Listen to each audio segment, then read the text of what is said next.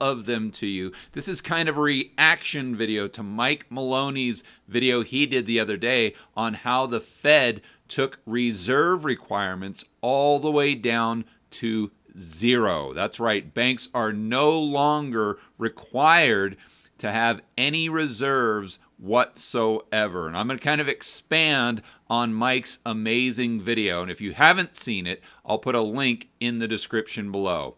And I'm going to reveal the secrets of bank reserves in 3 simple, fast steps. Step number 1, how people think the system actually works. And it makes sense because we see banks as having these big vaults with cash in them, just like they did in the old days where they had currency, paper notes, and gold, and it's just somewhere like a safe deposit box where you go put your stuff.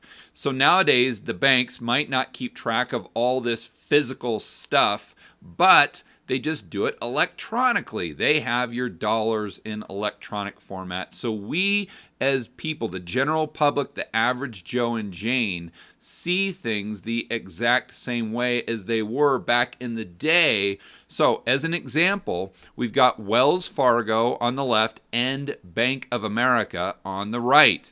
The way most people see it is Wells Fargo and B of A have these bank accounts, just like they have safes. So they've got one bank account, maybe for themselves, it's the Wells Fargo account, and they've got another bank account for their customer. In this case, it's a guy named Frank, so he's Wells Fargo Frank. And of course, B of A is the exact same. They have their own bank account, and of course, they've got one for their customer, whose name is Andy.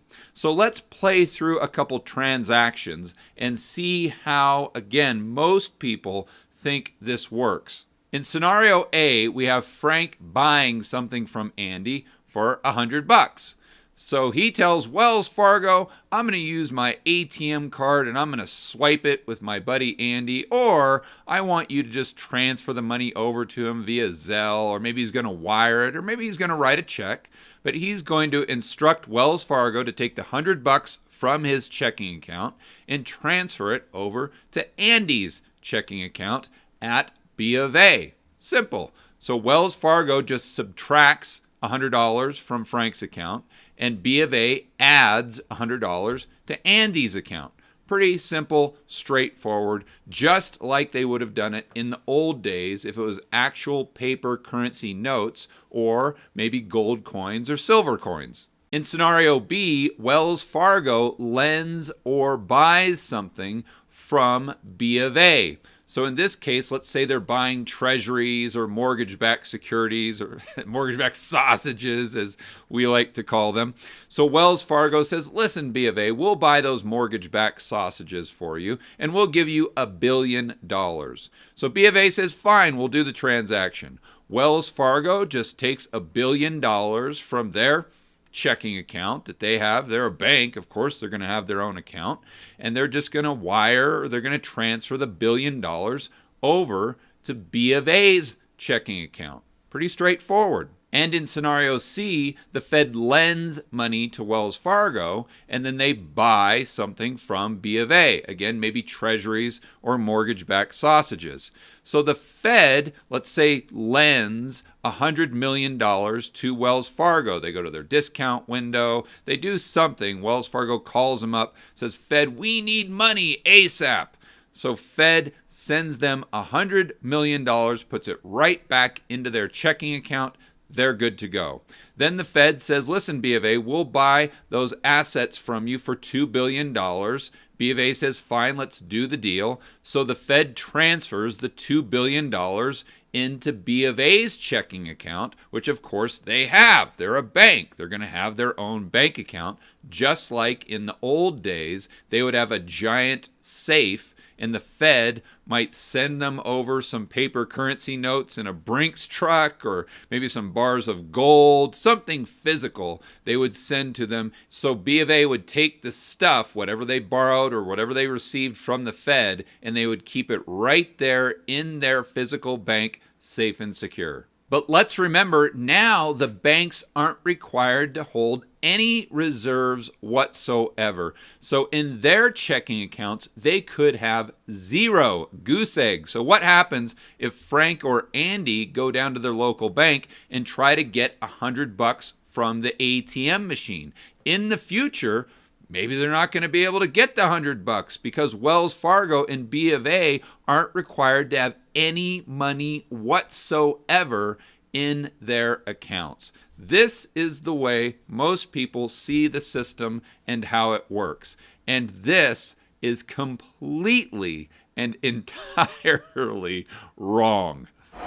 Step number 2. This is how the system really works. Let's walk through the exact same scenarios here. First and foremost, Frank buys something from Andy. So what will happen is Wells Fargo will transfer the money from Frank's checking account to Andy's checking account, even if it's a loan. And of course, it's a loan, then Wells Fargo just credits an additional $100 to Frank's checking account. This is actually the same, but where it gets a lot different is simultaneously Wells Fargo would have to transfer $100 worth of reserves from their account held at the Federal Reserve to B of A's account held at the Federal Reserve.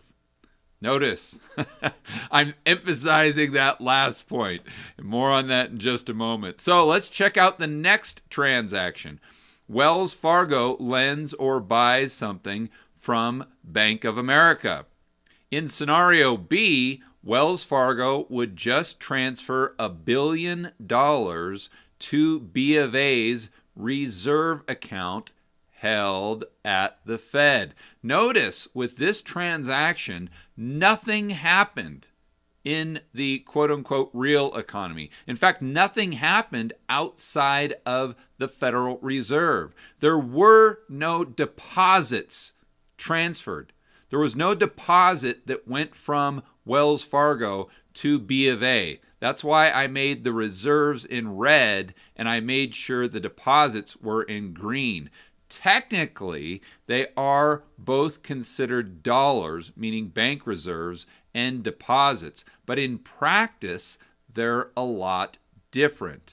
That's why Jeff Snyder, and I'm going to skip ahead a little bit here, he always says that when banks buy stuff from each other, when the Fed prints funny money, bank reserves, to buy treasuries, it's not really creating money supply. It's only an asset swap, meaning the Fed is just trading bank reserves for treasuries or mortgage-backed sausages, and the banks do the exact same. As long as it stays within the financial system or the banks under the Fed's umbrella, the transactions only occur through bank reserves. They don't occur through actual deposits going back and forth. Let's take it to the next step. So in scenario C, the Fed lends or buys something from Wells Fargo and Bank of America. I think the transactions we used before were $100 million and $2 billion. So in that case, the Fed would just print funny money or bank reserves, and they would lend Wells Fargo $100 million by adding $100 million to their reserve account held at the Fed. And same thing for B of A. If they purchased, let's say, $2 billion in T-bills from them, they would just deposit an extra $2 billion worth of bank reserves in their account.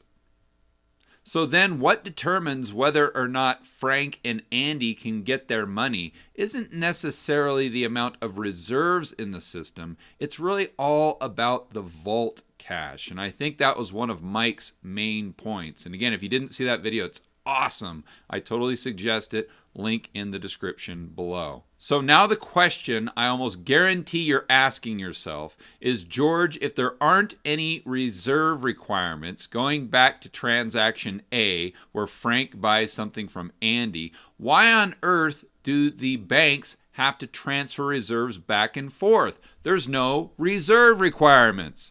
To dive into this a little further, let's read exactly what Richard Werner has said. If banks create money, they do not need to raise deposits to lend or sell. Still, they must avail themselves of the cash and reserves necessary to guarantee cash withdrawals from clients and settle obligations to other banks emanating from client instructions to mobilize deposits, to make payments and transfers. That's just a very fancy way of saying if Wells Fargo transfers money for whatever reason, or transfers deposits for whatever reason to B of A, they also have to transfer the reserves. And let me explain this even further by using an example on the whiteboard. On the left, we have bad bank. They don't want any reserves, and they're trying to figure out a way to really take advantage of the system that doesn't require reserves. And then on the right, we have screwed bank. So they got problems, you can tell already. So bad bank says, I know what we'll do. If we don't have to transfer any reserves to screwed bank, we'll go ahead and send them all of our deposits, because the deposits are actually liabilities on our balance sheet. So if we can get rid of all of our deposits, well, now all of a sudden we'll have all these loans as assets, and we'll have all this equity. We'll be instantly rich because we have no more liabilities. But then what happens to screwed bank? Well, of course, they have loans on the asset side of their balance sheet, and they have deposits that equal out, so they're solvent. Well, if bad bank sends them all of their liabilities, now all of a sudden they've got way more liabilities than they have assets. In other words, they have negative equity, they're insolvent, or what we like to say, they're bust. And let's remember that the depositors, people like you and me who have bank accounts at your local bank, whether it's Wells Fargo, B of A, it doesn't matter. You're actually a creditor of the bank, an unsecured creditor. So if the bank goes bust, guess who gets screwed? That would be you. In this case, it's creditor Corey. If those were his deposits and screwed bank says we've got to close our doors, we just went bust, creditor Corey, who had deposits with bad bank, then they went over to screwed bank, of course, he doesn't get his money. So to answer the question, is your money safe at your bank? You've got to start by focusing not just on the reserves, but also the balance sheet. Probably more importantly, the balance sheet of the bank you're doing business with. Let's look at another simple example. In this case, on the right, a balance sheet of a bank that had, call it 30% reserves compared to their deposits, but they've got nothing else. They're completely out of business. They're bust. Compared to a bank that had deposits as liabilities, they didn't have as many reserves, but they had all of these additional assets. Let's call them treasuries. Well, this bank on the left is solvent. They're okay, they're fine. Where the bank on the right is actually out of business. In other words, the creditors, you, the depositors, might not get your money back. So let's go through another thought experiment. Let's say there's a bank that has no reserves whatsoever. We'll call them the second bad bank, right here in the middle. All they have are loans on the asset side of their balance sheet and deposits on the liability side. Well, they have two customers, Barry and Bart. They're both customers of the bad bank. So what happens if Barry wants to deposit money, or they want to transfer some money and buy something from Andy? Well, they can't do it because bad bank doesn't have any reserves. Now, true, they could sell some of their assets or borrow against their assets. But just to keep things simple, if they didn't have any reserves held right now at the Fed, technically they really couldn't transfer the deposit to Andy for Barry to make the purchase. But, and this is where it gets interesting, let's say that Barry wanted to buy something from Bart, and they're both customers of the bad bank. Well, then it's no problem, because the bad bank can transfer the deposits within its own balance sheet from one person to the next. So the balance sheet doesn't change at all. There are no reserves required if the transactions are going from customer to customer. The problem comes if the bank has to transfer the deposits to a different bank. More on that later. So what you have is bad bank potentially looking at this and saying, my gosh, why on earth do we want these customers in the first place? They're kind of a nuisance. So if we can have no reserve requirements whatsoever, why don't we just borrow money from the repo market or even from the Fed, and that's the money we'll use to buy assets and create loans. Then we eliminate this stupid customer and the pain in the neck that's involved with transferring all these reserves back and forth all the time. We can do much bigger deals. So the bad banks look less and less like retail banks and start to look more and more like investment banks, just like Goldman Sachs or JP Morgan. Step number 3. If we know the retail banking system has to have reserves going back and forth if customers want to transfer money, make payments, buy things, sell things, why would the Fed come in and end reserve requirements?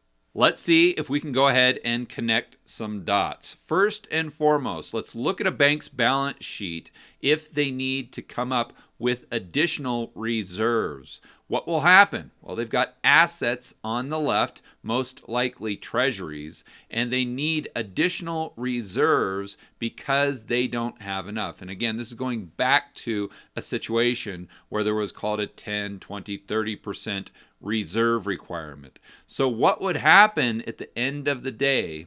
They would have to sell some of their assets, some of their treasuries, to get the reserves they need to meet the reserve requirement. Well, if they're selling treasuries, what does that do potentially to treasury yields? It increases them. Because there's more supply, there's less demand, the rates or the yields go up.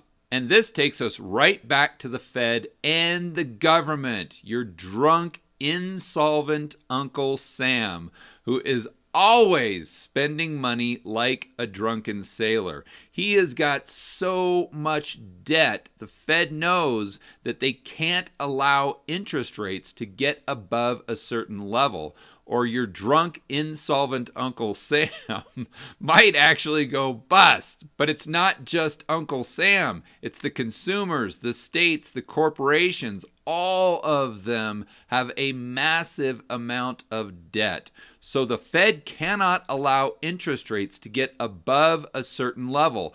I always call it the no bueno zone. If interest rates got, especially the 10-year, got into the no bueno zone and kept going higher, this would crush the economy, local governments, and it could crush the federal government. So ending the reserve requirements could be a strategy the Fed is using to try to prevent entities from selling their treasuries and keep interest rates artificially low. Going back to step number 2, let's remember the big banks, especially the investment banks, have a lot of advantages.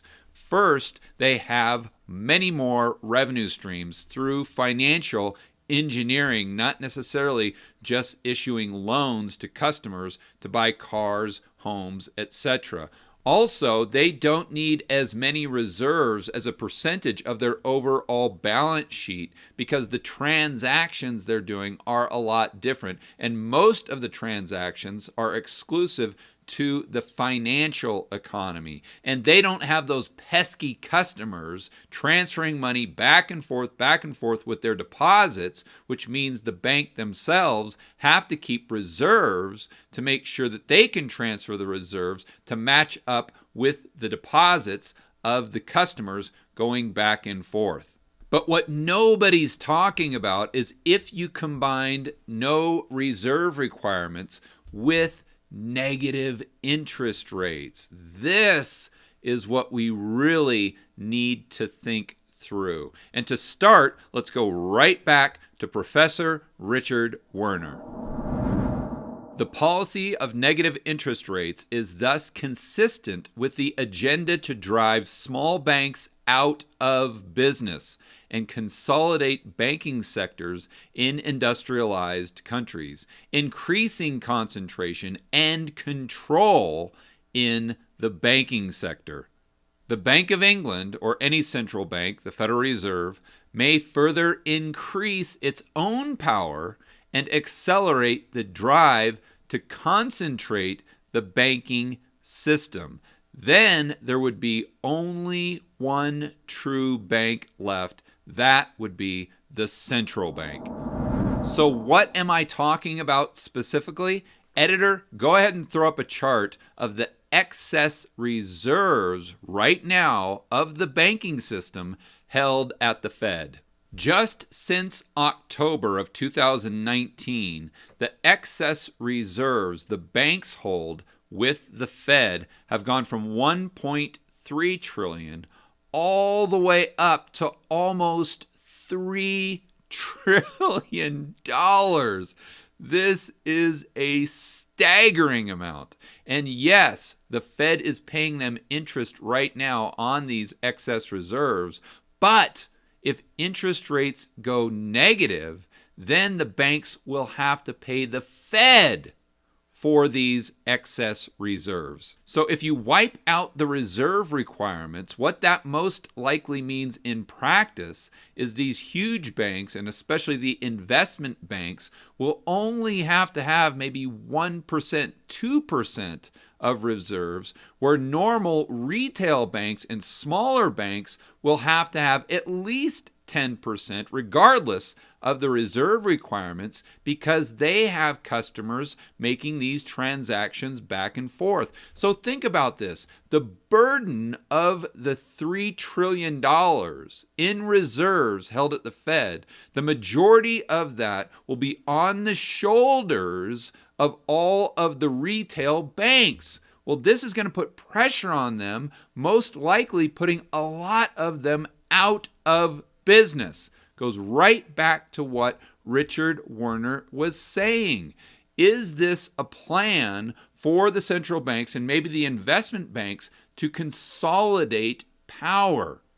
Just to make sure we're on the same page, the game plan could be increase the amount of reserves in the system by doing QE infinity. This doubles it, taking it from 1.5 trillion up to 3 trillion. Then let's go ahead and create negative interest rates so the entities holding on to those reserves have to pay us. In other words, it becomes an expense for the entities that have the reserves. This is a 1-2 punch that puts more pressure on them, forcing them out of business. There also could be a psychological component to this, and I'm guessing this is what Jeff Snyder would argue. He thinks the Fed is completely incompetent, as well as most central banks, and there's no way they could pull off a plan that's as intelligent as increasing QE, the amount of reserves, dropping interest rates negative, just to consolidate power. And I don't want to put words in his mouth, but I'm guessing that's what he would say. But dropping the reserve requirements could be the Fed's way to try to convince the marketplace there's going to be inflation in the future, therefore increasing the velocity of money, while at the same time M2 is going parabolic. This increases the rate of inflation. An increase in inflation decreases the debt load in the entire system.